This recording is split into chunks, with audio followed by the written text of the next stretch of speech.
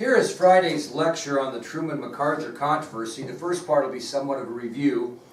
We mentioned that the recent failures by General MacArthur in Korea gave him a complete new philosophy concerning running communism out of that country. MacArthur wanted to commit massive American forces to win a decisive victory in Korea. He believed that total victory over Korea was the only thing acceptable, and even stated publicly, quote, "There is no substitute for victory." Now, in addition to committing massive troops in the effort to run communism out of all of Korea, General MacArthur also made it clear that he believed the use of the atomic bomb would be necessary to do so. Well, President Truman strongly disagreed with General MacArthur's philosophy. The president would not commit the use of atomic weapons. He believed that doing so in Korea may result in World War III.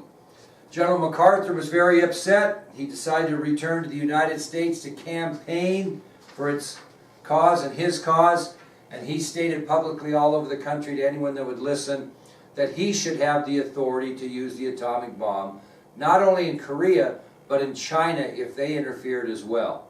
Well, he eventually made his comments available to the media. He continued his crusade across America, even criticizing President Truman for not following his advice. Finally, he decided to try to appeal to Congress over the president's authority. At that point, President Truman could take no more. It was the last straw. So on April 11, 1951, President Truman relieved General Douglas MacArthur of his command, in essence, firing the popular general. President Truman justified his actions by stating that no general, no matter how popular, could be allowed to trump decisions made by the President of the United States. And he publicly stated, "I could do nothing else and still be president."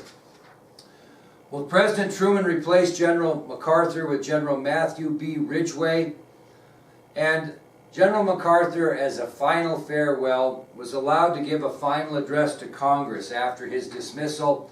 During that particular speech, he was interrupted more than 50 times with standing ovations, again to show his popularity.